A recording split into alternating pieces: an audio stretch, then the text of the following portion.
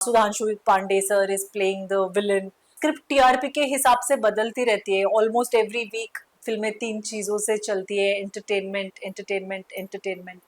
मैंने यहाँ आने से पहले मैंने हिंदी सीखा। यहाँ पे बहुत रिजेक्शंस मैंने इनिशियली फेस किया था, क्योंकि हिंदी लैंग्वेज मेरे लिए it was not my first language in south. So सबसे बड़ा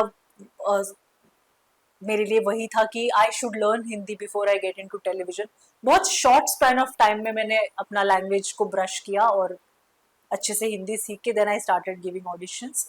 एंड टीवी वाज माय मतलब Madhubala was one of my biggest shows. It was magnum opus. उससे पहले मैंने बालाजी टेलीफिल्म्स में काफी शोज किए हैं।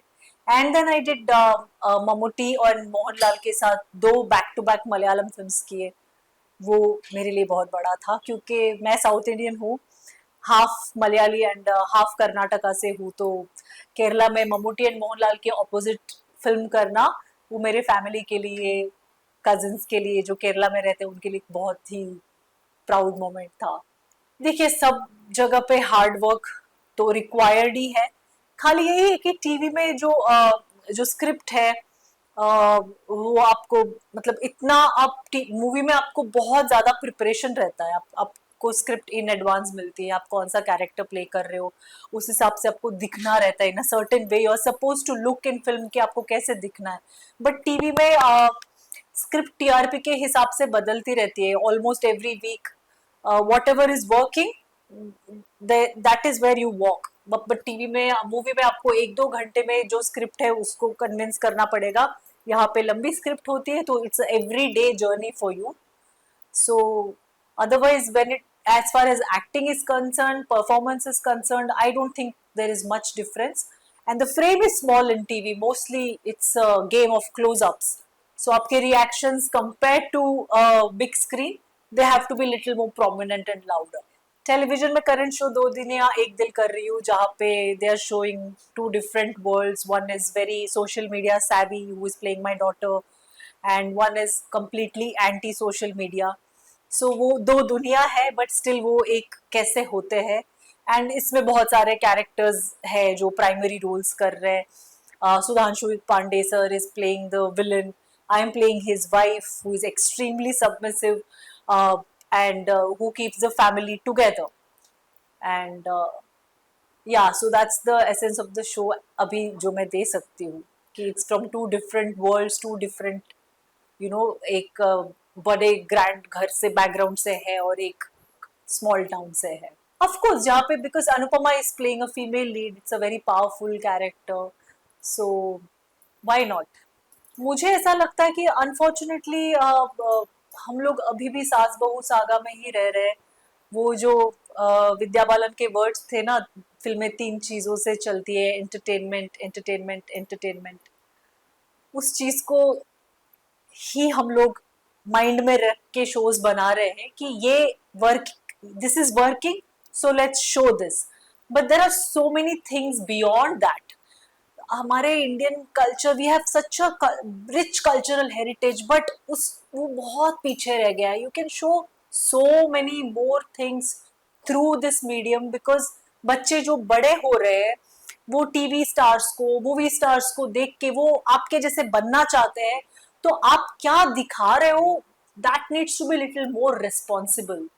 कोई हर जगह पे टिपिकल सास बहू सागा, हर जगह पे there is one negative, one female shouting, another one is crying submissive, hero is always dominating. वो सेम चीज से हम और ऊपर उठ के सोशल इश्यूज पे और भी कंटेंट ऐसा दिखा सकते हैं जिससे आज का यूथ को कुछ सीखने मिले। There are so many things that we can show जो हम नहीं दिखा रहे।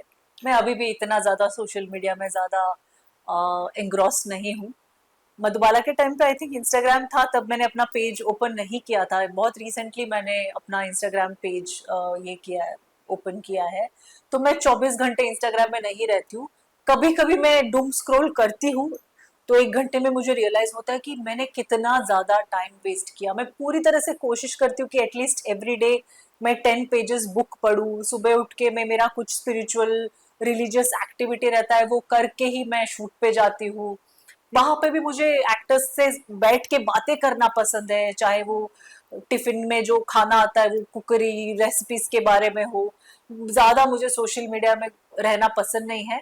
एंड आई थिंक पहले जब सोशल मीडिया इतना एक्टिव नहीं था तब हम बहुत मस्ती करते थे, साथ में बैठ के बातें करते थे, रियल इश्यूज के बारे में हम लोग डिस्कस करते थे। आज सब साथ में मिलके रील्स देखते हैं, तो obviously there is a huge difference, it's a very fast world now. Actor नहीं होते तो देखिए बचपन में ना, मैं बहुत एकेडमिकली इंक्लाइंड फैमिली से हूँ, लेकिन मुझे पढ़ाई में बहुत ज़्यादा इंटरेस्ट नहीं था। मैं बचपन से एक्टिंग ही करना चाहती थी, तो मैं ड्रामा में हमेशा नंबर वन आती थी, एंड सिंगिंग कंपटीशन में फर्स्ट आती थी, डांस में हमेशा फर्स्ट आती थी। तो मैं अगर एक्टर नहीं होती तो मैं ऑलरेडी भरतनाट्यम सीख रही हूँ, मैं वहां ज्यादा फोकस करती, जो मैंने किया। मैंने एक्टिंग में ब्रेक लेके 7 इयर्स डिप्लोमा किया भरतनाट्यम में, अंडर गुरु गुरु श्रीमती मानसी नायर, उनके अंडर में भरतनाट्यम सीख रही हूँ, तपस्या स्कूल ऑफ डांस अकेडमी। आप कभी आइए वहां पे मेरे डांस क्लास में, दिखाऊंगी आपको डांस करके। See, I am not a kind of person who has very big goals or ambition.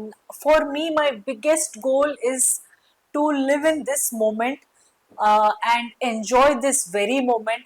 मुझे प्रेजेंट में हर सेकंड एक्नॉलेज करना, हर ब्रेथ को एक्नॉलेज करना, वो जो सबसे टफेस्ट चीज है, मुझे वो जीना, वो अचीव करना है कि मैं इस मोमेंट में कैसे रहूं।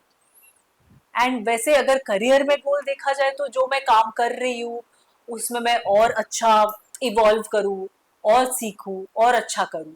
मेरे पास प्रोजेक्ट्स में मैंने जो डिलीवर नहीं कर पाई वो मैं और अच्छे से बेटर डिलीवर करूँ, चाहे मेरा डांस हो, सिंगिंग हो, या मेरे एक्टिंग करियर हो।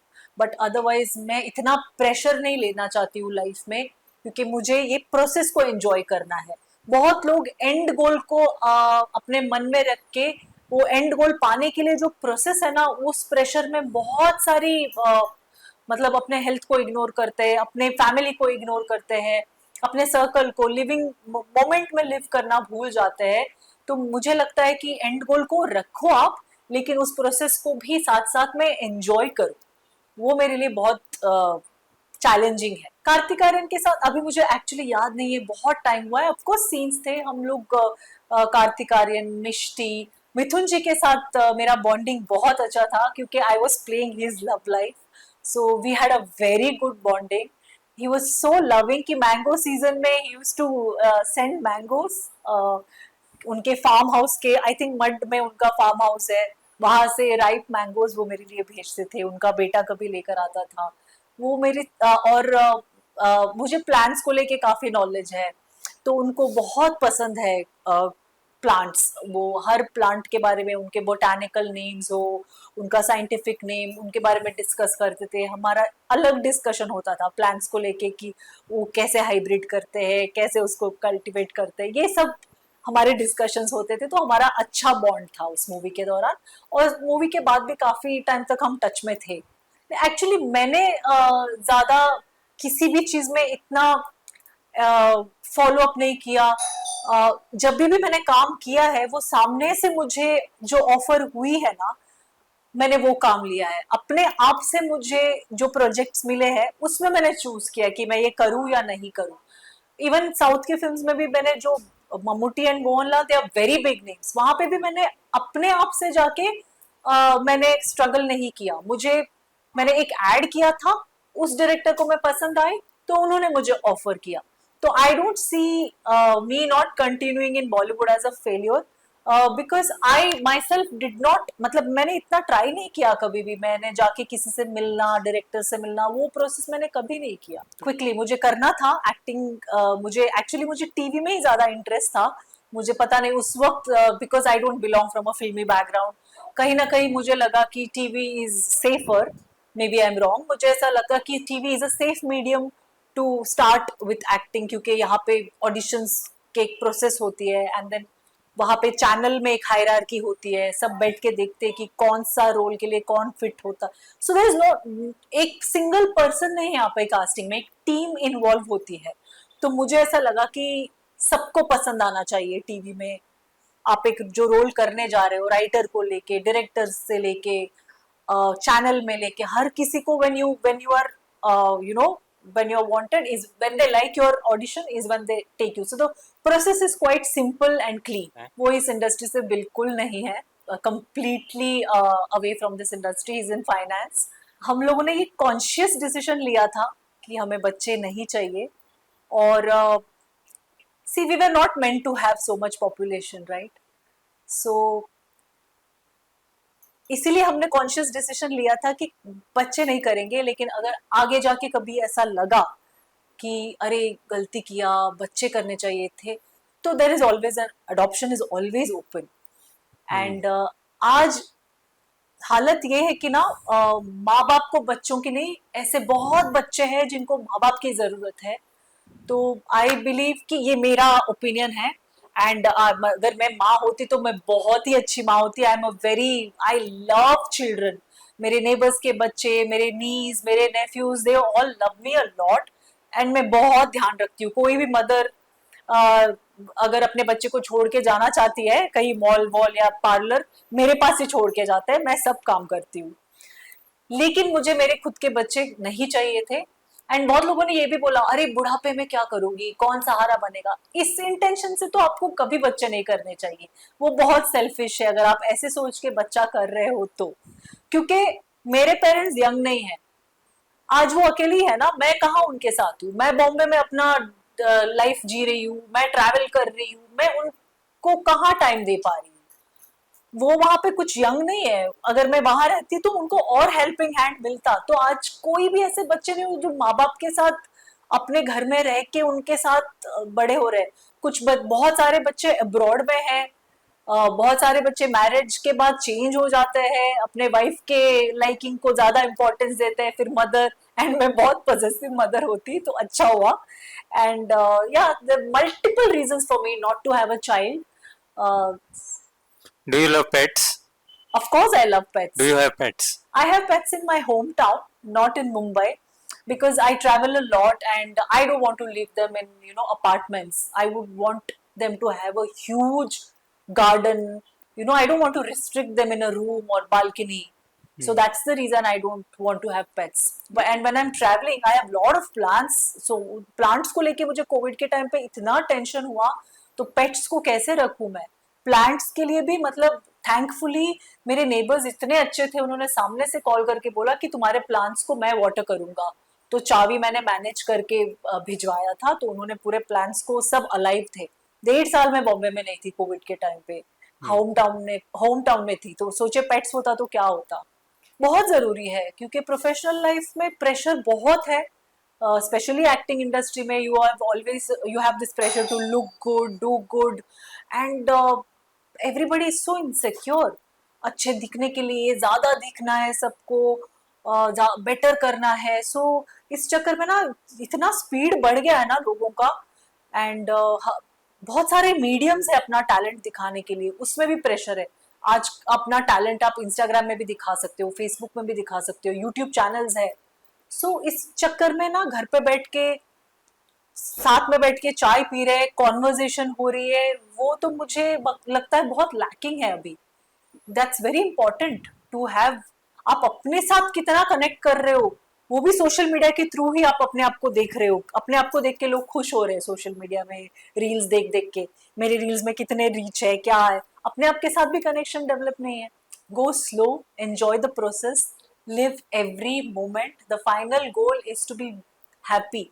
आप कुछ एम्बिशन रखोगे, वो आपका अचीव हो जाएगा, उसके बाद आपका दूसरा एम्बिशन रेडी होगा. So there is no end for dreams and goals. वो तो होता ही रहेगा.